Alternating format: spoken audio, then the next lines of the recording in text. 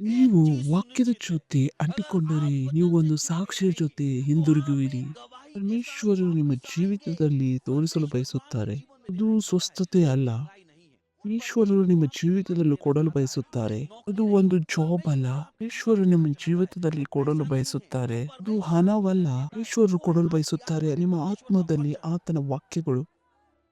ಅದು ನಿಮ್ಮನ್ನು ಆ ಯಾವ ವಿಷಯದಲ್ಲಿ ಮಾತನಾಡುತ್ತಿದೆಯೋ ಅದನ್ನು ನಿಮ್ಮನ್ನು ಮಾರ್ಪಡಿಸುವುದು ಮತ್ತು ನೀವು ಬೆಳೆಯುತ್ತಿದ್ದೀರಾ, ನೀವು ಹೊಳೆಯುತ್ತಿದ್ದೀರಾ ಪರಿಶುದ್ಧಾತ್ಮನ ಸಾಮರ್ಥ್ಯದಿಂದ. ನೀವು ಹೊಳೆಯುತ್ತಿದ್ದೀರಾ ಪರಿಶುದ್ಧಾತ್ಮನ ಸಾಮರ್ಥ್ಯದಿಂದ ಮತ್ತು ನೀವು ಹೊಳೆಯುತ್ತಿದ್ದೀರಾ. ಯಾವುದು ನಿಮ್ಮನ್ನು ನಿಲ್ಲಿಸಲು ಸಾಧ್ಯವಿಲ್ಲ. ಇದು ನಿಮ್ಮ ದಿನವಾಗಿದೆ. ಇದು ನಿಮ್ಮ ಸಮಯವಾಗಿದೆ. ಯಾವುದು ನಿಮ್ಮನ್ನು ತಡೆಯಲು ಸಾಧ್ಯವಿಲ್ಲ. ಇದು ನಿಮ್ಮ ಸಮಯವಾಗಿದೆ. ಲಾಭವು ನಿಮ್ಮದಾಗಿದೆ.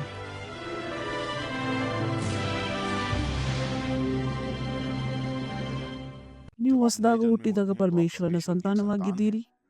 ನೀವು ಒಂದು ಹೊಸ ಸ್ವಭಾವವನ್ನು ಹೊಂದಿಕೊಳ್ಳುತ್ತೀರಿ.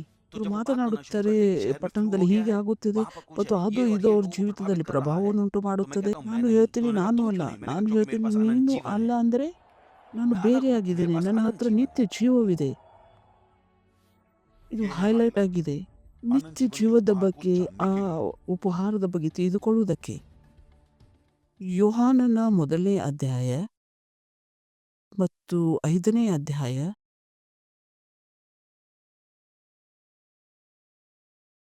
ನಾನು ಬರೆದ 1ನೇ ಪತ್ರಿಕೆ 5ನೇ ಅಧ್ಯಾಯಕ್ಕೆ 13.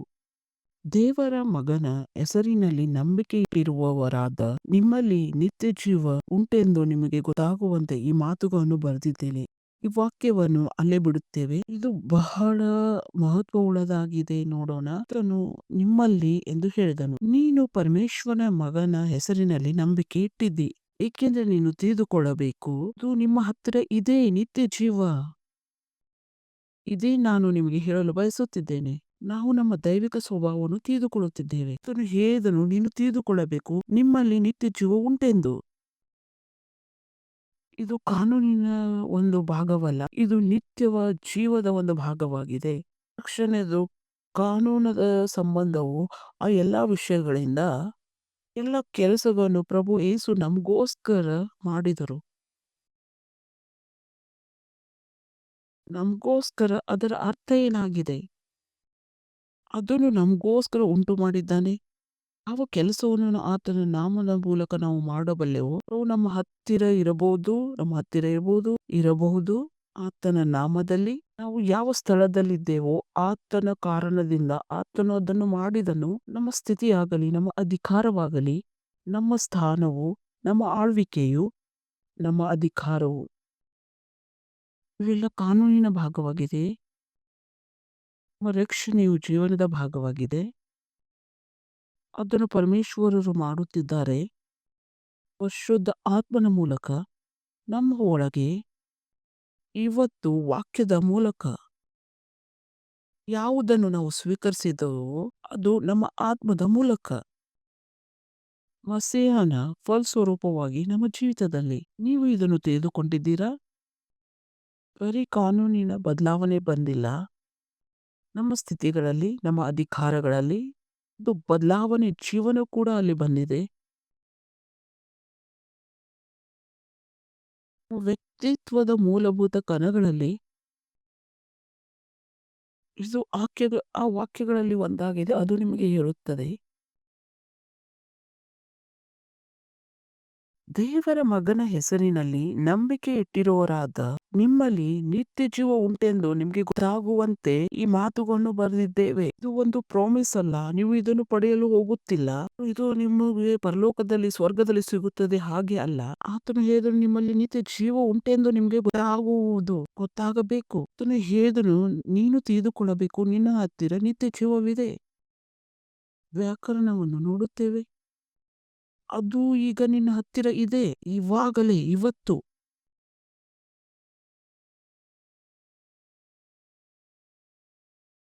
ಇಡೀ ಕುಟುಂಬದಲ್ಲಿ ಒಬ್ಬರೇ ನೀವು ರಕ್ಷಣೆ ಹೊಂದಿದವರಾಗಿದ್ದರೆ ಇಡೀ ಕುಟುಂಬದಲ್ಲಿ ಎಲ್ಲರ ಹತ್ತಿರ ಒಂದು ಪ್ರಾಕೃತಿಕವಾದ ಮಾನವ ಜೀವನವಿದೆ. ಆದರೆ ನಿಮ್ಮ ಹತ್ತಿರ ನಿತ್ಯ ಜೀವ ಉಂಟು. ಇದು ನಿಮ್ಮ ಸ್ವಭಾವದ ಒಂದು ಮೂಲಭೂತ ಕಣವಾಗಿದೆ. ನೀವು ಇದನ್ನು ತಿಳಿದುಕೊಂಡಿದ್ದೀರಾ? ಶಕ್ತಿಶಾಲಿಯಾಗಿದೆ. ಇದು ಬಹಳ ಮುಖ್ಯವಾಗಿದೆ. ನೀನು ಏನು ಆರೈಕೆ ಮಾಡಬೇಕು? ನನ್ನ ಹತ್ತಿರ ನಿತ್ಯ ಜೀವ ಉಂಟು. ನನ್ನ ಹತ್ತಿರ ನಿತ್ಯ ಜೀವ ಉಂಟು. ಪರಮೇಶ್ವರಗೆ ಉತ್ತರ ಕೊಡಬೇಕು. ಪರಮೇಶ್ವರಿಗೆ ಉತ್ತರ ಕೊಡಲು ಕಲಿಯಿರಿ. ನನ್ನ ಹತ್ತಿರ ನಿತ್ಯ ಜೀವ ಉಂಟು. ನಾನು ಒಬ್ಬ ಸಾಧಾರಣ ವ್ಯಕ್ತಿ ಅಲ್ಲ. ನನ್ನ ಹತ್ತಿರ ನಿತ್ಯ ಜೀವವೂ ಇದೆ. ನೀವು ತಿಳಿದುಕೊಳ್ಳಿರಿ. ಇದು ನಿಮ್ಮ ಭಾಷೆಯನ್ನು ಬದಲಾಯಿಸುತ್ತದೆ. ಮತ್ತು ನನಗೆ ಗೊತ್ತಿದೆ ನನ್ನ ಹತ್ತಿರ ಏನೂ ಇದೆ. ನನ್ನ ಹತ್ತಿರ ನಿತ್ಯ ಜೀವವಿದೆ. ಮಾತನಾಡುತ್ತಾರೆ, ಪಟ್ಟಣದಲ್ಲಿ ಫ್ಲೂ ಇದೆ, ಏನಾದರೂ ಇದೆ, ಇದು ಜನರ ಮೇಲೆ ಪ್ರಭಾವ ಮಾಡುತ್ತಿದೆ. ನಾನು ಹೇಳುತ್ತೇನೆ, ನಾನು ಹೇಳಿದೆ, ನಾನು ಅಲ್ಲ. ಅವರು ಕೇಳಿದರು, ನೀನು ಏಕೆ ಇಲ್ಲ? ಏಕೆಂದರೆ ನನ್ನ ಹತ್ತಿರ ನಿತ್ಯ ಜೀವವಿದೆ. ನೀವು ತಿಳಿದುಕೊಳ್ಳಬೇಕು. ಇದು ನಿಮ್ಮ ಚೇತನೆಯಲ್ಲಿ ಇರಬೇಕು, ಪ್ರಜ್ಞೆಯಲ್ಲಿ ಇರಬೇಕು. ನೀವು ಇದನ್ನು ತಿಳಿದುಕೊಂಡಿದ್ದೀರಾ? ನನ್ನ ಹತ್ತಿರ ನಿತ್ಯ ಜೀವವಿದೆ. ನಾನು ಪ್ರತಿಯೊಬ್ಬ ವ್ಯಕ್ತಿ ಹಾಗೆ ಇಲ್ಲ. ನನ್ನ ಹತ್ತಿರ ನಿತ್ಯ ಜೀವವಿದೆ. ನಾನು ಅವಿನಾಶಿಯಾಗಿದ್ದೇನೆ. ನನ್ನ ಹತ್ತಿರ ನಿತ್ಯ ಜೀವವಿದೆ. ಏನು ಪರಿಸ್ಥಿತಿ ಆಗುತ್ತದೆ ಅವನು ಆತನನ್ನು ತಿಳಿದಿಲ್ಲ. ಆತನ ಜೀವನ ಸಾಧಾರಣವಾಗಿರಬಹುದು, ಸಾಧಾರಣ ಜನರ ಹಾಗೆ, ಏಕೆಂದರೆ ಆತನು ಅದನ್ನು ತಿಳಿದಿಲ್ಲ. ಪರಮೇಶ್ವರ್ಗೆ ಮಹಿಮೆ ಉಂಟಾಗಲಿ. ಹಾಲೆಲೂಯ. ಎಫೆಸದವರಿಗೆ 3ನೇ ಅಧ್ಯಾಯ 20ನೇ ವಾಕ್ಯ. ಇಲ್ಲಿ ಪರಮೇಶ್ವರನ ಮಹಾಪ್ರೇರಿತನು ಹೀಗೆ ಹೇಳುತ್ತಿದ್ದಾನೆ, ನಮ್ಮಲ್ಲಿ ಕಾರ್ಯ ಸಾಧಿಸುವ ತನ್ನ ಶಕ್ತಿಯ ಪ್ರಕಾರ ನಾವು ಬೇಡುವುದಕ್ಕಿಂತಲೂ ಯೋಚಿಸುವುದಕ್ಕಿಂತಲೂ ಅಧಿಕವಾದುದನ್ನು ಮಾಡಲು ಶಕ್ತನಾದ ದೇವರಿಗೆ ಸಭೆಯಲ್ಲಿಯೂ ಕ್ರಿಸ್ತ ಯೇಸುವಿನಲ್ಲಿಯೂ ತಲಾಂತರಾಂತರಕ್ಕೂ ನಮ್ಮ ಯೋಚನೆಗಿಂತಲೂ ಅತ್ಯಧಿಕವಾಗಿ ಬಹಳಷ್ಟು ಮಸೀಹರು ಪ್ರಾರ್ಥನೆ ಮಾಡುತ್ತಿದ್ದಾರೆ. ಅವರು ಬಯಸುತ್ತಾರೆ ಪರಮೇಶ್ವರು ಅವರಿಗೋಸ್ಕರ ಏನಾದ್ರೂ ಮಾಡಬೇಕೆಂದು. ಮತ್ತು ಅವರು ಪರಮೇಶ್ವರಿಗೆ ಕೂಗುತ್ತಾರೆ, ಹೇಳುತ್ತಾರೆ, ಓ ಪರಮೇಶ್ವರ್, ನನ್ನ ಮೇಲೆ ದಯ ಮಾಡಿರಿ. ನೀವು ಯಾವಾಗಲಾದರೂ ಇಂಥ ಪ್ರಾರ್ಥನೆಯನ್ನು ಕೇಳಿದ್ದೀರಾ? ನೀವು ಇಷ್ಟೊಂದು ಸಾಮರ್ಥ್ಯ ಉಳ್ಳವರಾಗಿದ್ದೀರಿ. ಇದಕ್ಕಿಂತ ಅಧಿಕವಾಗಿ ನೀವು ಮಾಡಬಲ್ಲಿರಿ. ಅತ್ಯಧಿಕವಾದುದನ್ನು. ಇದರ ಅರ್ಥ ಬಹಳಷ್ಟು ಹೆಚ್ಚಾಗಿ, ಯೋಚನೆಗಿಂತಲೂ ಅತ್ಯಧಿಕವಾಗಿ ಆತನು ಮಾಡಬಲ್ಲನು. ಯಾವುದನ್ನು ಬೇಡಿಕೊಳ್ಳುತ್ತಿದ್ದರೋ ಅದಕ್ಕಿಂತ ಅತ್ಯಧಿಕವಾಗಿ ಆತನು ಮಾಡಬಲ್ಲನು. ಆತನು ಅದನ್ನು ಹೇಗೆ ಮಾಡುವನು ಇದನ್ನು ನೋಡಿರಿ. ನಮ್ಮಲ್ಲಿ ಕಾರ್ಯ ಸಾಧಿಸುವ ತನ್ನ ಶಕ್ತಿಯ ಪ್ರಕಾರ ಯೋಚಿಸುವುದು ಮತ್ತು ಅದ್ಭುತವನ್ನು ಮಾಡುವ ಸಾಮರ್ಥ್ಯ, ಕಲ್ಪನೆಗಿಂತಲೂ ಹೆಚ್ಚಾಗಿ ಮಾಡುವ ಸಾಮರ್ಥ್ಯ. ನೀವು ಇಲ್ಲಿ ಇದ್ದೀರಾ? ಆಶೆಗಿಂತಲೂ ಅತ್ಯಧಿಕವಾಗಿ ಮಾಡುವ ಸಾಮರ್ಥ್ಯ. ಅವನು ಹೇಳುತ್ತಾನೆ, ಆ ಸಾಮರ್ಥ್ಯವು ನಮ್ಮಲ್ಲಿ, ಆ ಶಕ್ತಿಯು ನಮ್ಮಲ್ಲಿ ಕೆಲಸ ಮಾಡುತ್ತದೆ. ನಮ್ಮಲ್ಲಿ ಕಾರ್ಯ ಸಾಧಿಸುವ ಶಕ್ತಿಯ ಪ್ರಕಾರ. ಆತನು ಇದನ್ನು ಏಕೆ ಹೇಳುತ್ತಿದ್ದಾನೆ? ಗಲಾತ್ಯದವರಿಗೆ 2:20. ಕ್ರಿಸ್ತನೊಂದಿಗೆ ಸಿಲುಬೆಗೆ ಹಾಕಿಸಿಕೊಂಡವನಾಗಿದ್ದೇನೆ.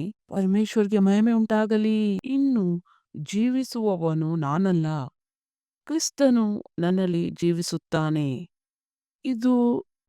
ಇದು ಮಸೀಹತನವಾಗಿದೆ. ಆದರೆ ಕ್ರಿಸ್ತನು ನನ್ನಲ್ಲಿ ಜೀವಿಸುತ್ತಾನೆ. ಇವಾಗ ಶರೀರದಲ್ಲಿ ನಾನು ಜೀವಂತನಾಗಿದ್ದೇನೋ, ಬರೀ ಆ ನಂಬಿಕೆಯಿಂದ ನಾನು ಜೀವಂತನಾಗಿದ್ದೇನೆ.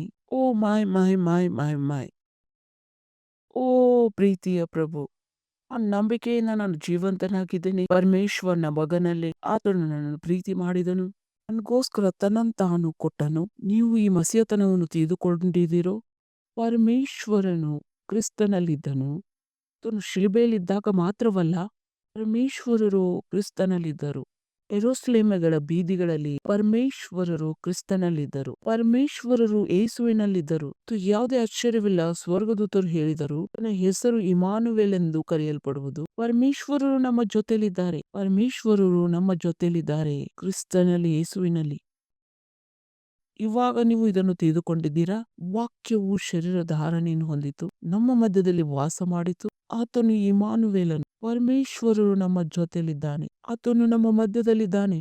ಆದ್ರೆ ಕ್ರಿಸ್ತೀಯ ಜೀವಿತದಲ್ಲಿ ಆತನು ನಮ್ಮ ಮಧ್ಯದಲ್ಲಿ ಇಲ್ಲ.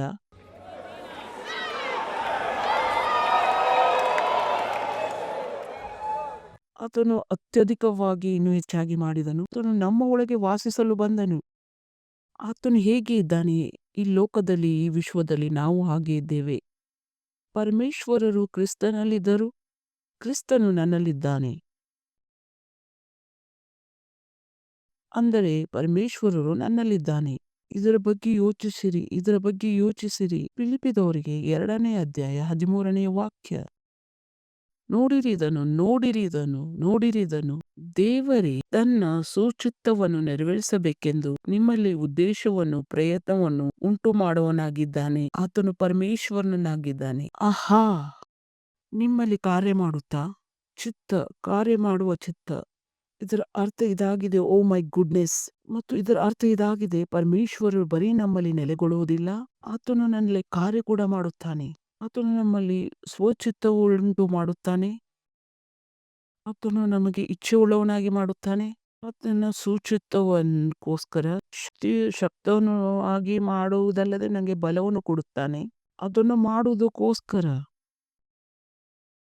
ನಾನು ಪರಮೇಶ್ವರನ ಜೀವಂತ ಆಲಯವಾಗಿದ್ದೇನೆ. ನಾನು ಪರಮೇಶ್ವರನ ಜೀವಂತ ಹೆಡ್ ಕ್ವಾರ್ಟರ್ ಆಗಿದ್ದೇನೆ. ನಾನು ಆತನು ಕಾರ್ಯ ಮಾಡುವ ಕೇಂದ್ರವಾಗಿದ್ದೇನೆ. ನೀವು ಇದನ್ನು ತಿಳಿದುಕೊಳ್ಳಬಹುದು ಸಹೋದರಿಯರೇ. ಮತ್ತು ನೀವು ತಿಳಿದುಕೊಂಡಾಗ ನಿಮಗೆ ಗೊತ್ತಾಗುತ್ತದೆ, ಅಸಫಲತೆ ಒಂದು ಪಾಪವಾಗಿದೆ. ಸಾಧಾರಣ ಮನುಷ್ಯನಾಗಿರುವುದು ಒಂದು ಪಾಪವಾಗಿದೆ. ನಿಮಗೆ ಗೊತ್ತಿದೆ, ಇಂಥ ವಿಷಯಗಳನ್ನು ನಾನು ಓದಿದಾಗ ನಾನು ಹೇಳಿದೆ, ಪ್ರಭು, ನಾನು ಯಾವಾಗಲೂ ನಾನು ಸಾಧಾರಣನಾಗಿರುವುದಿಲ್ಲ. ಯಾವಾಗಲೂ ಸಾಧಾರಣ ಜೀವನ ಜೀವಿಸುವುದಿಲ್ಲ. ನಾನು ಯಾವಾಗಲೂ ಅಸಫಲನಾಗುವುದಿಲ್ಲ. ಯಾವಾಗಲೂ ಇಲ್ಲ. ಪರಮೇಶ್ವರನು ನನ್ನಲ್ಲಿ ಕೆಲಸ ಮಾಡುತ್ತಿದ್ದಾನೆ. ನನ್ನ ಮೂಲಕ ಚಿತ್ತ ಕೊಡುತ್ತಾ ಮತ್ತು ನನ್ನ ಮೂಲಕ ಕೆಲಸ ಮಾಡುತ್ತಾ, ಆ ಇಚ್ಛೆಯನ್ನು ಉಂಟು ಮಾಡುತ್ತಾ ಮತ್ತು ಕೆಲಸ ಮಾಡುತ್ತಾ. ಯೋಚನೆ ಮಾಡಿರಿ, ನಮ್ಮ ಒಳಗೆ ಏನು ನಮಗೆ ಉಪಲಬ್ಧವಿದೆ. ಕೊಲೊಸ್ಸೆದವರೆಗೆ 2ನೇ ಅಧ್ಯಾಯ 2ನೇ ವಾಕ್ಯದಿಂದ 3ನೇ ವಾಕ್ಯವರೆಗೆ, ನೀವೆಲ್ಲರೂ ಪ್ರೀತಿಯಿಂದ ಹೊದಿಕೆಯಾಗಿದ್ದು ಬುದ್ಧಿಪೂರ್ವಕ ನಿಶ್ಚಯವೆಂಬ ಭಾಗ್ಯವನ್ನು ಪಡೆದುಕೊಳ್ಳಬೇಕು. ಪರಮೇಶ್ವರರು ಬಯಸುತ್ತಾರೆ, ತಂದೆಯ ಭೇದ ಎಂಬಲ್ಲಿ ನೀವು ಕ್ರಿಸ್ತನನ್ನು ತಿಳಿದುಕೊಳ್ಳಬೇಕು. ಆತನಲ್ಲಿ ಬುದ್ಧಿಪೂರ್ವಕ ನಿಶ್ಚಯವೆಂಬ ಭಾಗ್ಯವನ್ನು ಪಡೆದು ದೇವರು ತಿಳಿಸಿರುವ ಎಲ್ಲ ಅಡಗಿದೆ. ಮೈನ್ ಕ್ರಿಸ್ತನು, ಆತನಲ್ಲಿ ಬುದ್ಧಿ ಮತ್ತು ಜ್ಞಾನದ ಎಲ್ಲ ಭಂಡಾರವು ಅಡಗಿಕೊಂಡಿದೆ. ಆತನು ನನ್ನಲ್ಲಿ ವಾಸವಾಗಿರುತ್ತಾನೆ. ಗಲಾತ್ಯದವರಿಗೆ 2ನೇ ಅಧ್ಯಾಯ 3ನೇ ವಾಕ್ಯ. ಗಲಾತ್ಯದವರಿಗೆ 2ನೇ ಅಧ್ಯಾಯ 20ನೇ ವಾಕ್ಯ. ಕ್ರಿಸ್ತನೊಂದಿಗೆ ಶಿಲುಬೆಗೆ ಹಾಕಿಸಿಕೊಂಡವನಾಗಿದ್ದೇನೆ. ಇನ್ನು ಜೀವಿಸುವವನು ನಾನಲ್ಲ, ಈಗ ಶರೀರದಲ್ಲಿರುವ ನಾನು ಜೀವಿಸುವುದು ಹೇಗೆಂದರೆ ದೇವಕುಮಾರನ ಮೇಲನ ನಂಬಿಕೆಯಲ್ಲಿಯೇ. ತಿಳಿದುಕೊಳ್ಳಿರಿ, ನೀವು ನನ್ನ ಒಳಗೆ ಪರಮೇಶ್ವರನ ಜೀವನವಿದೆ. ಯಾವ ಮಾನವ ಜೀವನ ಅದರ ಮೂಲಕ ನಾನು ಹುಟ್ಟಿದ್ದೇನೋ ಅದು ಅಲ್ಲ. ಮತ್ತೆ ಹಿಂತಿರುಗೋಣ ಕೊಲೊಸ್ಸೆದವರಿಗೆ 3ನೇ ಅಧ್ಯಾಯ. ಸತ್ತಿರಲ್ಲ, ನಿಮ್ಮ ಜೀವವು ಕ್ರಿಸ್ತನೊಂದಿಗೆ ದೇವರಲ್ಲಿ ಮರೆಯಾಗಿದೆ. ಇದು ಬಹಳ ದೊಡ್ಡ ವಾಕ್ಯವಾಗಿದೆ. ಮುಂದಿನ ವಾಕ್ಯ, ಕ್ರಿಸ್ತನು ನಮ್ಮ ಜೀವನವಾಗಿದ್ದಾನೆ. ನೀವು ಇದನ್ನು ನೋಡಬಹುದು. ಈಗ ಜೀವಿಸೋದು ನಾನಲ್ಲ, ನನ್ನಲ್ಲಿ ಕ್ರಿಸ್ತನೇ ಇರುತ್ತಾನೆ. ಮಸಿ ನಮ್ಮ ಜೀವನವಾಗಿದ್ದಾನೆ. ನಮಗೆ ಜೀವವಾಗಿರುವ ಕ್ರಿಸ್ತನು ಪ್ರತ್ಯಕ್ಷನಾಗುವಾಗ ನೀವು ಸಹ ಆತನ ಜೊತೆಯಲ್ಲಿ ಪ್ರಭಾವದಿಂದ ಕೂಡಿದವರಾಗಿ ಪ್ರತ್ಯಕ್ಷರಾಗುವಿರಿ. ಮಸೀಹನು ನಮ್ಮ ಜೀವವಾಗಿದ್ದಾನೆ. ಮಸೀಹನು ನನ್ನ ಜೀವವಾಗಿದ್ದಾನೆ. ನಿಮ್ಮ ಆತ್ಮದಲ್ಲಿ ಸತ್ಯದ ಮೂಲಕ ಅಸಫಲನಾಗುವುದು ಅಸಾಧ್ಯವಾಗಿದೆ. ಒಂದು ಸಾಧಾರಣ ಜೀವನ ಜೀವಿಸೋದು ಒಂದು ಮಸೀಹನ ರೂಪದಲ್ಲಿ, ಕ್ರೈಸ್ತನ ರೂಪದಲ್ಲಿ, ಅದು ಪಾಪವಾಗಿದೆ. ಸಾಧಾರಣವಾಗಿರುವುದು ಒಂದು ಪಾಪವಾಗಿದೆ. ಆವಾಗ ಅಲ್ಲ, ಈ ಸತ್ಯವನ್ನು ನೀವು ನೋಡಿರಿ, ನೀವು ಇದನ್ನು ತಿಳಿದುಕೊಳ್ಳಿರಿ, ನೀವು ಇದರ ಜೊತೆ ಏನು ಮಾಡುವಿರಿ. ಆದರೂ ನಾನು ಜೀವಂತನಾಗಿದ್ದೇನೆ, ಆದರೆ ನಾನು ಜೀವಂತನಲ್ಲ, ನನ್ನಲ್ಲಿ ಜೀವಿಸುವ ಕ್ರಿಸ್ತನೇ ಜೀವಂತನಾಗಿದ್ದಾನೆ. ಕ್ರಿಸ್ತನು ನನ್ನಲ್ಲಿ ಜೀವಿಸುವವನಾಗಿದ್ದಾನೆ. ಪರಮೇಶ್ವರ್ಗೆ ಮಹಿಮೆ ಉಂಟಾಗಲಿ. ನೀವು ಆ ವ್ಯಕ್ತಿಯ ಬಗ್ಗೆ ತಿಳಿದಿದ್ದೀರಾ? ಅವನಿಗೆ ಒಂದು ಪೆಟ್ಟು ಹತ್ತಿತ್ತು ಮತ್ತು ಅದು ಗಾಯವಾಗಿತ್ತು. 5 ವರ್ಷಗಳಿಂದ ಅವನು ಸ್ವಸ್ಥನಾಗಿರಲಿಲ್ಲ. ನಾನು ಜನರಿಗೆ ನೋಡಿದ್ದೇನೆ, 15 ವರ್ಷದಿಂದ ಒಂದು ಗಾಯ ಗುಣವಾಗಿಲ್ಲ. ಡಾಕ್ಟರ್ ಅವ್ರಿಗೆ ಯಾವುದೇ ಟ್ರೀಟ್ಮೆಂಟ್ ಅನ್ನು ಕೊಟ್ಟಿದ್ದರು ಕೂಡ. ಆದರೆ ಮಸೀಹನು ನಿಮ್ಮಲ್ಲಿ ಇದ್ದರೆ ಹೀಗೆ ಆಗಲು ಸಾಧ್ಯವಿಲ್ಲ. ನನ್ನ ಹತ್ತಿರ ಈ ಬ್ಲಡ್ದು ರೋಗವಿದೆ, ಈ ರೋಗವಿದೆ, ಏಕೆಂದರೆ ನಾನು ಹೀಗೆ ಹುಟ್ಟಿದ್ದೆ. ನೀವು ಬಲಹೀನರಾಗಿ ಹುಟ್ಟಿದ್ದೀರಾ. ನೀವು ಹೊಸದಾಗಿ ಹುಟ್ಟಿದಾಗ ನೀವು ರಕ್ತದಿಂದ ಜೀವಿಸುವುದಿಲ್ಲ. ರೋಮಾಪುರದವರೆಗೆ 8ನೇ ಅಧ್ಯಾಯ 10ನೇ ವಾಕ್ಯ.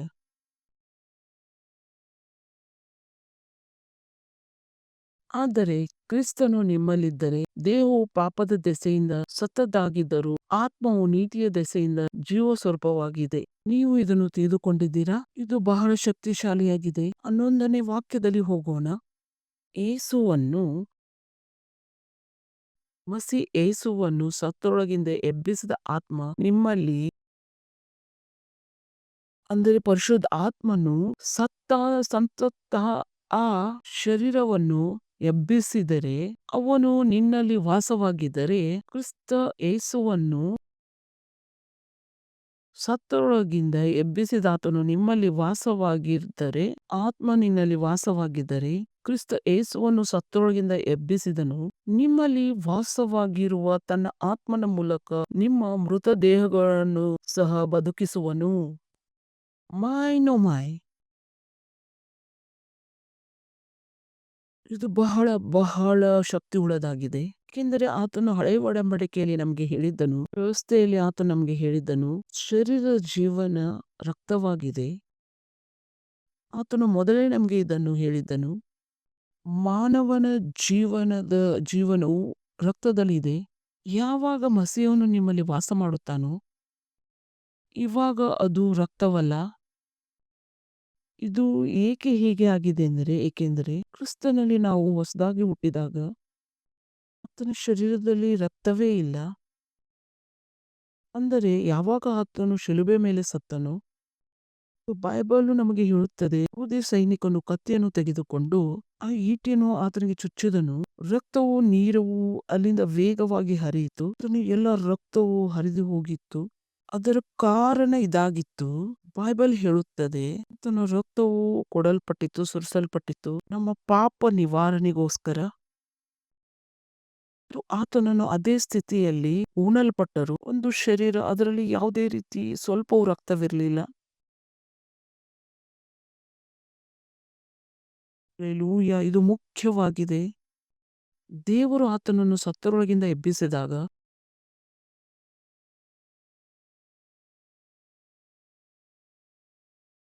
ಅವನ ಶರೀರದಲ್ಲಿ ಯಾವುದೇ ರಕ್ತವಿರಲಿಲ್ಲ.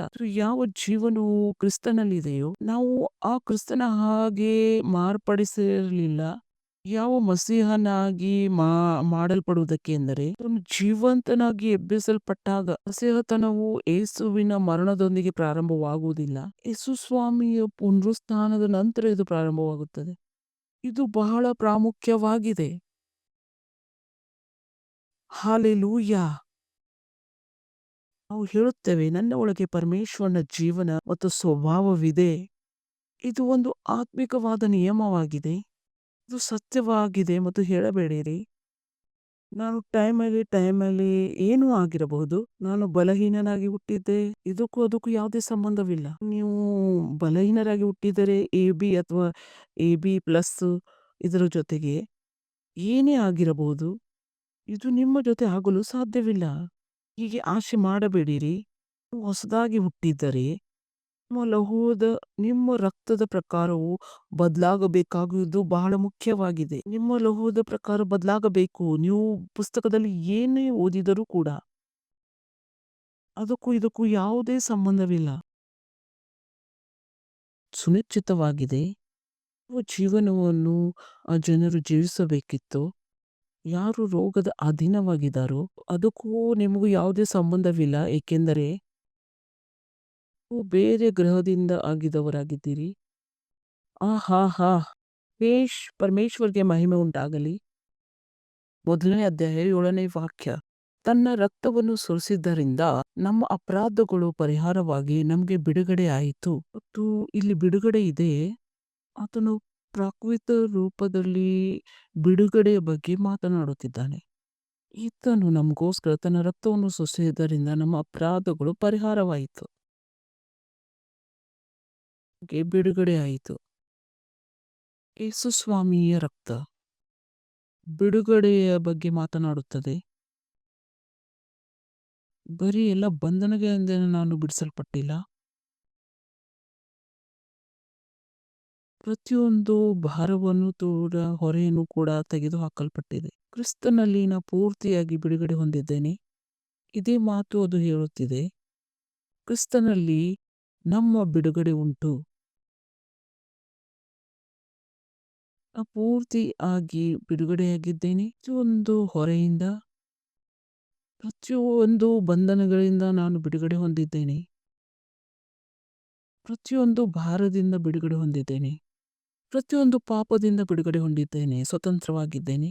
ಪ್ರತಿಯೊಂದು ನ್ಯಾಯದಿಂದ ನಾನು ಬಿಡುಗಡೆ ಹೊಂದಿದ್ದೇನೆ. ಏಕೆಂದರೆ ಅವರ ಮೇಲೆ ಯಾವುದೇ ರೀತಿಯ ಶಿಕ್ಷೆಯ ಆಜ್ಞೆ ಇಲ್ಲ. ನೀನು ಶಾರೀರಕ್ಕೆ ಅನುಸಾರವಾಗಲ್ಲ, ಆತ್ಮಕ್ಕ ಅನುಸಾರವಾಗಿ ನಡೆಯಬೇಕು. ನಾವು ಸ್ವತಂತ್ರ್ಯ ಬಿಡುಗಡೆಯು ಪರಮೇಶ್ವರನ ಮಕ್ಕಳಿಗೆ ಇದೆಯೋ, ಪುತ್ರನಲ್ಲಿದೆಯೋ, ಅದು ಅದ್ಭುತ ವಸ್ತುವಾಗಿದೆ. ಕ್ರಿಸ್ತನಲ್ಲಿ ಸ್ವತಂತ್ರತೆ, ಅದು ಆತ್ಮದ ಸ್ವತಂತ್ರತೆಯಾಗಿದೆ. ನೀವು ತಿಳಿದಿದ್ದೀರಾ, ನೀವು ಯಾವುದೇ ತೊಂದರೆಯಲ್ಲಿ ಸಿಕ್ಕಾಕೊಂಡಿದ್ದರೆ ಯೇಸು ನಿಮ್ಮ ಆ ತೊಂದರೆಗೆ ಜವಾಬ್ದಾರಿಯನ್ನು ಹೊತ್ತುಕೊಂಡಿದ್ದಾರೆ. ಬಹಳಷ್ಟು ಜನರು ಇದನ್ನು ತಿಳಿದುಕೊಂಡಿಲ್ಲ. ಕ್ರಿಸ್ತನನ್ನು ಬಹಳಷ್ಟು ಜನರು ತಿಳಿದುಕೊಂಡಿಲ್ಲ. ಕ್ರೈಸ್ತರು ಕೂಡ ತಿಳಿದಿಲ್ಲ. ನೀವು ಆ ತಪ್ಪುಗಳನ್ನು ಮಾಡಿರಬಹುದು, ಎಲ್ಲ ವಸ್ತುವನ್ನು ನೀವು ಹಾಳು ಮಾಡಿರಬಹುದು, ಆದರೆ ಅದರ ಬೆಲೆಯನ್ನು ಆತನು ಕಟ್ಟುತ್ತಾನೆ. ಬೆಲೆಯನ್ನು ಆತನು ಕಟ್ಟುತ್ತಾನೆ. ನಿಮ್ಮ ಮೇಲೆ ಯಾವುದೇ ರೀತಿ ಸಾಲವಿದ್ದರೆ ನಿಮಗೆ ಗೊತ್ತಿದೆಯೇ, ಅದನ್ನು ತೀರಿಸುವ ಜವಾಬ್ದಾರಿಯನ್ನು ಆತನು ಹೊತ್ತಿದ್ದಾನೆ. ತಂದೆಯಾದ ಪರಮೇಶ್ವರನು ನಿಮ್ಮ ಜೀವಿತದ ಇದರ ಅರ್ಥ ಇದೇ ಆಗಿದೆ. ಯೇಸು ನಮ್ಮ ಜೀವಿತದ ಪ್ರಭು ಆಗಿದ್ದಾರೆ. ನೀವು ಇದನ್ನು ತಿಳಿದುಕೊಂಡಿದ್ದೀರಾ? ಯೇಸು ನಿಮ್ಮ ಜೀವನದ ಪ್ರಭು ಆಗಿದಾಗ ಪ್ರತಿಯೊಂದು ಪರಿಸ್ಥಿತಿಯ ಜವಾಬ್ದಾರಿ ಆತನು ವಹಿಸಿಕೊಳ್ಳುತ್ತಾನೆ. ಪರಮೇಶ್ವರನು ನಿಮಗೆ ಹೇಗೆ ನೋಡುತ್ತಾನೆ? ಕ್ರಿಸ್ತನ ಮೂಲಕ ಆತನು ನಿಮ್ಮನ್ನು ನೋಡುತ್ತಾನೆ. ನಿಮ್ಮ ಶುದ್ಧತೆಯನ್ನು ನೋಡುತ್ತಾನೆ. ನೀವು ನಿಮ್ಮ ತಪ್ಪುಗಳನ್ನು ನೋಡಬಹುದು. ನಿಮ್ಮ ತಪ್ಪುಗಳನ್ನು ಅವನು ನೋಡುವುದಿಲ್ಲ ಮತ್ತು ಆ ತಪ್ಪುಗಳನ್ನು ನೋಡಲು ಬಯಸುವುದಿಲ್ಲ. ಆತನು ನಿಮ್ಮನ್ನು ಕ್ರಿಸ್ತನಲ್ಲಿ ನೋಡುತ್ತಾನೆ.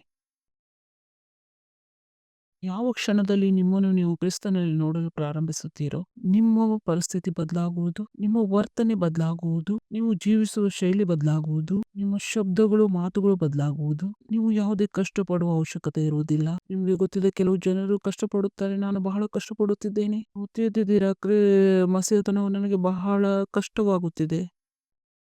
ಅದನ್ನು ಮಾಡಲು ನೀವು ಪ್ರಯತ್ನ ಪಡುತ್ತಿದ್ದೀರಾ. ನಿಮ್ಮ ಬಗ್ಗೆ ಹೇಳಿರುವುದನ್ನು ನೀವು ಒಪ್ಪಿಕೊಳ್ಳಬೇಕು. ಇದನ್ನೇ ಮಾಡಬೇಕು. ನೀವು ಆತನ ಕಣ್ಣುಗಳ ಮೂಲಕ ನೋಡಲು ಪ್ರಾರಂಭಿಸಿದ್ದೀರಿ. ಆತನು ಹೇಳಿದ ಪ್ರಕಾರ, ಹಲ್ಲೆಲೂಯಾ, ಜಗದೋತ್ಪತ್ತಿಗೆ ಮುಂಚೆ ಕ್ರಿಸ್ತನಲ್ಲಿ ಆರಿಸಿಕೊಂಡನು. ಆತನ ಪ್ರೀತಿಯಲ್ಲಿ ನಾವು ಪ್ರಕಟವಾಗಬೇಕೆಂದು ಆತನು ನಮ್ಮನ್ನು ಆರಿಸಿಕೊಂಡಿದ್ದಾನೆ, ಪರಿಶುದ್ಧರಾಗಿರಲು ಮತ್ತು ನಿರ್ದೋಷರಾಗಿರಲು. ಆತನ ಜೊತೆ ಪ್ರೀತಿಯಲ್ಲಿ ಆತನು ನಮ್ಮನ್ನು ಆರಿಸಿಕೊಂಡನು, ಪರಿಶುದ್ಧರಾಗಿರಲು ಮತ್ತು ನಿರ್ದೋಷರಾಗಿರಲು. ನಾವು ಯಾರಾಗಿದ್ದೇವೆ? ನಾವು ಪರಿಶುದ್ಧರಾಗಿದ್ದೇವೆ ಮತ್ತು ನಿರ್ದೋಷಿಗಳಾಗಿದ್ದೇವೆ. ನಿಮ್ಮನ್ನು ನೀವು ನೋಡಿಕೊಳ್ಳುವಾಗ ನೀವು ತಪ್ಪಾದ ವಿಷಯವನ್ನು ನೋಡಬಹುದು, ಏಕೆಂದರೆ ನಿಮ್ಮ ದೃಷ್ಟಿಗಳನ್ನು ಅಲ್ಲಿಂದ ನೀವು ತೆಗೆದು ಹಾಕುತ್ತಿದ್ದೀರಿ. ಕ್ರಿಸ್ತನನ್ನು ಎದುರು ನಾವು ಆತನ ಮಹಿಮೆಯಲ್ಲಿ ಪ್ರಖ್ಯಾತಿಪಡಿಸಬೇಕು. ನಿಮ್ಮ ದೃಷ್ಟಿಯನ್ನು ಆತನ ಮೇಲೆ ಹಾಕಿ. ಬೈಬಲ್ ಹೇಳುತ್ತದೆ, ನಾವು ಪರಮೇಶ್ವರನ ದರ್ಪಣದಲ್ಲಿ ನೋಡುವಾಗ ನಾವು ಪರಿವರ್ತನೆಯಾಗುತ್ತೇವೆ, ನಾವು ಬದಲಾಗುತ್ತೇವೆ. ಮಹಿಮೆಯಿಂದ ಮಹಿಮೆಯಲ್ಲಿ ಎಷ್ಟು ಆಳವಾಗಿ ನೋಡುತ್ತೇವೆ, ಅಷ್ಟು ಆಳವಾಗಿ ನಾವು ಬದಲಾಗುತ್ತೇವೆ. ಎಷ್ಟು ಹೆಚ್ಚಾಗಿ ನೋಡುತ್ತೇವೆ, ಅಷ್ಟೇ ನಾವು ಬೇಗ ಪರಿವರ್ತನೆಯಾಗುತ್ತೇವೆ. ಎಷ್ಟು ಅಧಿಕವಾಗಿ ನೋಡುತ್ತೇವೆ, ಅಷ್ಟೇ ನಾವು ವೇಗವಾಗಿ ಬದಲಾಗುತ್ತೇವೆ. ಮಹಿಮೆಯಿಂದ ಮಹಿಮೆಯಲ್ಲಿ ನೀವು ನೋಡುತ್ತಿಲ್ಲ, ಅದರ ಬದಲಾಗಿ ನಿಮ್ಮನ್ನು ನೀವು ನೋಡಿಕೊಳ್ಳುತ್ತಿದ್ದೀರಿ. ನೀವು ಎಷ್ಟು ಒಳ್ಳೇದು ಮಾಡಿದ್ದೀರಾ ಹಿಂದಿನ ವಾರ ಮತ್ತು ಎಷ್ಟು ಮಹಿಮೆಯಿಂದ ಮಹಿಮೆಗೆ ನೀವು ಮುಂದೆ ಬಂದಿದ್ದೀರಿ. ಮಸೀಹತನ ಜೀವನವನ್ನು ಜೀವಿಸಲು ಆಗುವುದಿಲ್ಲ, ನಿಮ್ಮ ಅನುಸಾರವಾಗಿ ಜೀವನವನ್ನು ಜೀವಿಸುವಿರಿ. ಇದು ಹೈಲೈಟ್ ಆಗಿದೆ ನಿತ್ಯ ಜೀವದ ಉಪಹಾರವನ್ನು ತಿಳಿದುಕೊಳ್ಳುವುದಕ್ಕೆ. ಆಗಲೂ ಉದ್ಧಾರವನ್ನು ಸ್ವೀಕರಿಸದೇ ಹೋದರೆ, ನೀವು ಮಸೀಹನನ್ನು ನಿಮ್ಮ ಹೃದಯದಲ್ಲಿ ಸ್ವೀಕರಿಸದೇ ಇದ್ದರೆ ಮತ್ತು ಮಸೀಹದ ಜೀವನವನ್ನು ಅನುಭವವನ್ನು ನೀವು ಪಡೆಯದೇ ಇದ್ದರೆ, ಆ ವಿಷಯದ ಬಗ್ಗೆ ನಾನು ಮಾತನಾಡುತ್ತಿದ್ದೇನೆ. ಇದು ನಿಮ್ಮ ಸಮಯವಾಗಿದೆ. ಈ ಶಬ್ದಗಳನ್ನು ಹೇಳಿರಿ, ಪ್ರಭು ಪರಮೇಶ್ವರರೇ, ನಾನು ಯೇಸು ಸ್ವಾಮಿಯಲ್ಲಿ ನಂಬಿಕೆ ಇಡುತ್ತೇನೆ, ಪರಮೇಶ್ವರನ ಪುತ್ರನಲ್ಲಿ ನಾನು ನಂಬುತ್ತೇನೆ. ಆತನು ಸತ್ತನು ನನ್ನ ರಕ್ಷಣೆ ಮಾಡುವುದಕ್ಕೋಸ್ಕರ. ನಾನು ನಂಬುತ್ತೇನೆ ಪರಮೇಶ್ವರರು ಆತನನ್ನು ಸತ್ತವರೊಳಗಿಂದ ಎಬ್ಬಿಸಿದನು. ಇವಾಗ ಆತನು ಜೀವಿಸುವವನಾಗಿದ್ದಾನೆ. ನಾನು ನನ್ನ ಬಾಯಿಯಿಂದ ಒಪ್ಪಿಕೊಳ್ಳುತ್ತೇನೆ, ಸ್ವೀಕರಿಸುತ್ತೇನೆ. ಯೇಸು ಸ್ವಾಮಿ ನನ್ನ ಜೀವನದ ಪ್ರಭು ಆಗಿದ್ದಾರೆ. ಮತ್ತು ಆತನ ವಿಶ್ವಾಸದ ಅಥವಾ ನಂಬಿಕೆಯ ಮೂಲಕ ನಾನು ನಿತ್ಯ ಜೀವವನ್ನು ಸ್ವೀಕರಿಸುತ್ತೇನೆ. ನನ್ನ ಹೃದಯದಲ್ಲಿ, ನನ್ನ ಆತ್ಮದಲ್ಲಿ. ಧನ್ಯವಾದ ಪ್ರಭು, ನನ್ನ ಆತ್ಮವನ್ನು ರಕ್ಷಣೆ ಮಾಡಿದಕ್ಕೆ. ಇವಾಗ ನನ್ನ ಹತ್ತಿರ ನಿತ್ಯ ಜೀವವಿದೆ. ಇವಾಗ ನಾನು ಪರಮೇಶ್ವರ ಸಂತಾನವಾಗಿದ್ದೇನೆ. ನಾನು ಹೊಸದಾಗಿ ಹುಟ್ಟಿದ್ದೇನೆ. ಧನ್ಯವಾದ ಪ್ರಭು. ಈಗಲೇ ನೀವು ಈ ಪ್ರಾರ್ಥನೆಯನ್ನು ಮಾಡಿದರೆ ಫಾಸ್ಟರ್ ಕೃಷ್ಣ ಜೊತೆಗೆ ಪರಿವಾರಕ್ಕೆ ನಾವು ನಿಮಗೆ ಸ್ವಾಗತ ಮಾಡುತ್ತೇವೆ. ಈ ಸಮಯದಲ್ಲಿ ನಿಮ್ಮ ಕಾಣಿಕೆಯನ್ನು, ನಿಮ್ಮ ದಶಮಾಂಶವನ್ನು, ಪಾರ್ಟ್ನರ್ಶಿಪ್ ಅನ್ನು ಕೊಡುವ ಸಮಯವಾಗಿದೆ. ಮತ್ತು ನೀವು ಚರ್ಚ್ಗೆ ಬರುತ್ತೀರಿ, ದಶಮಾಂಶವನ್ನು ಕೊಡದಿದ್ದರೆ ನೀವು ಪರಮೇಶ್ವರಿಗೆ ಅದನ್ನು ನಿಲ್ಲಿಸುತ್ತಿದ್ದೀರಿ. ನಿಮ್ಮ ಜೀವಿತದಲ್ಲಿ ದೊಡ್ಡ ಕೆಲಸವನ್ನು ಮಾಡುವುದಕ್ಕೋಸ್ಕರ ನನ್ನ ಹತ್ತಿರ ಕೊಡೋದಕ್ಕೆ ಏನೂ ಇಲ್ಲ ಎಂದು ಹೇಳಬೇಡಿರಿ. ದಶಮಾಂಶ ಕೊಡುವುದು ಬಹಳ ಮುಖ್ಯವಾಗಿದೆ. ದಶಮಾಂಶವು ನೀವು ಗಳಿಸಿರೋದು ಮತ್ತು ನಿಮ್ಮ ಸಂಬಳದ ಹೇಳಬೇಡಿರಿ ನಾನು ದಶಮಾಂಶವನ್ನು ಕೊಡುವುದಿಲ್ಲ. ಮತ್ತು ಇಂಥ ವ್ಯಕ್ತಿ ಆಗಲು ನೀವು ಬಿಡಬೇಡಿರಿ. ನಿಮ್ಮ ದಶಮಾಂಶವನ್ನು, ಕಾಣಿಕೆಯನ್ನು, ನಿಮ್ಮ ಪಾರ್ಟ್ನರ್ಶಿಪ್ ಅನ್ನು ನೀವು ಆನ್ಲೈನ್ ನೋಡುತ್ತಿದ್ದರೆ ನಮ್ಮ ಲಿಂಕ್ ಅದರಲ್ಲಿ ಇದೆ. ಮತ್ತು ನೀವು ನಿಮ್ಮ ಕಾಣಿಕೆಯನ್ನು, ದಶಮಾಂಶವನ್ನು, ಪಾರ್ಟ್ನರ್ಶಿಪ್ ಅನ್ನು ಕೊಡಬಹುದು.